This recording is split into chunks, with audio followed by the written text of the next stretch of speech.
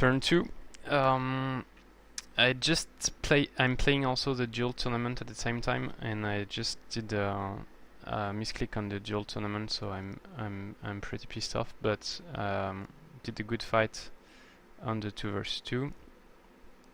So first I cleared the Magma Forge, and the Dwarf Boar Rider actually, and also my leader had actually much more HP at the end, because this is their current level of HP, and that's the result of the second fight. So for the first fight, I split them with the Boar Rider to get the Flamer and one of the hatchling to follow me, and then I killed the one hatchling and then the Elder, and then I killed the 2 other. And in these Magma Forge fights, I'm always very fearful of the Flamer and the Elder, because they really do a huge amount of damage. Then I did this second fight. I wasn't full HP, and it was closely matched, and I hesitated a lot to do it because I must not lose my units and lose the match. But I considered it carefully, and I thought that the bonus of getting steam powered early trumped the risks, and so I did it. But I had to sacrifice one Prospector in order not to lose my other units. So here is how it went. I tried to cast Flashbang to blind enemy units, but didn't work. I had 75% chance of success, but didn't work. So they attacked me on first round on my leader and my boar. So my leader had 21 and my boar had 19, and then they lost 3 HP each, and they didn't have much HP left, so I had to retreat. But then I was still on range of their attacks, so that's the flashbang. I was still on range of the wisp phase and the attacks of the apprentice. I positioned my rogue in order to kill the wisp that was going to attack me. One thing I didn't take into account was that I would be flanked, because the apprentice would attack on this side and then the wisp would attack on the other side. So it was not very good positioning.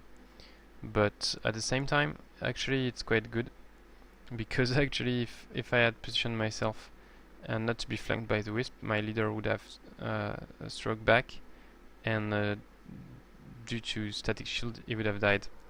So was not on purpose, but actually it was a good positioning. Then I killed the wisp with my rogue. Then I think I maybe made a mistake here by moving the Prospector here, because it doesn't really serve any purpose, because I cannot kill the Goblin Apprentice without exposing my flank to the other Halfling Apprentice. And so after this move, I was like, what can I do not to lose my boar or my leader or something? Because if I move my leader here, then I'm in range of the apprentice. It can kill me with almost certainty. If I move my boar here to attack, then I will be flanked. And so in the end I said, okay, because I wanted to move this dwarf Prospector here, flank the wisp, move, kill the wisp. But if I do that, I will lose either my boar or my leader. So I had to really kill the Goblin Apprentice, and I sacrificed the Dwarf Prospector. So sometimes in fights you need to decide to sacrifice one unit in order to protect other units, and that's what I did.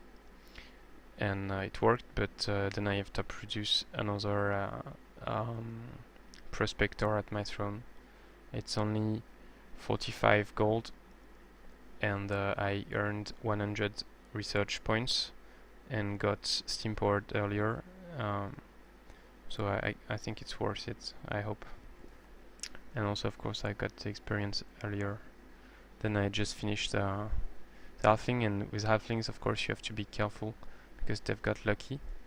So even if it's the end of the fight, you need to position carefully and kill it. Then my ally, so he took the cartographer tents, and he had some nice fights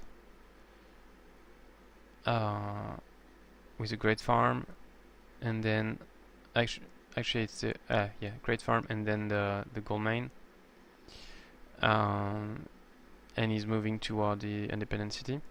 So he took 2 cartographer stands, and we know that there is one foresting city here, and this dwarf outpost here. So I sent my boar rider to meet them. They proposed peace, and now I've got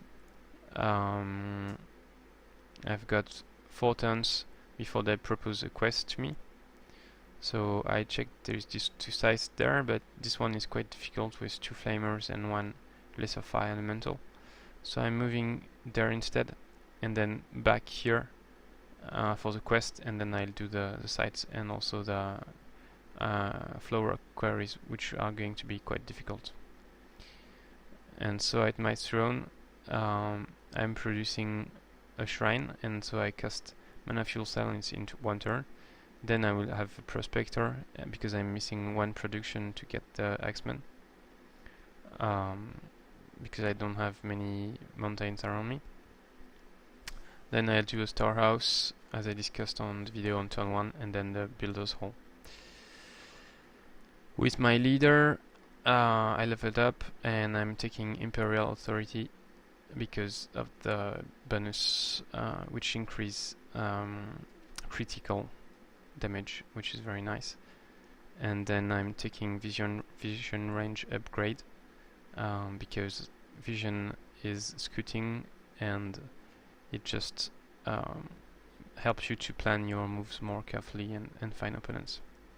And then the skill, I'm taking Great Blacksmith because I want to research all the Empire upgrade, especially the one which gives +1 armor, +1 defense to armored units, and then later on the one that gives rifle to cavalry. So that's it for this turn. I don't have enough mana for a speedrun. It will be on next turn maybe, but not sure, because as I said previously, on turn 1 I'm going to use quick dash a lot to heal my units, and I'm also putting the experience in priority on my Dreadnought to get level 3 and get Grand Flame or whatever, Guardian Flame, that it is a heal.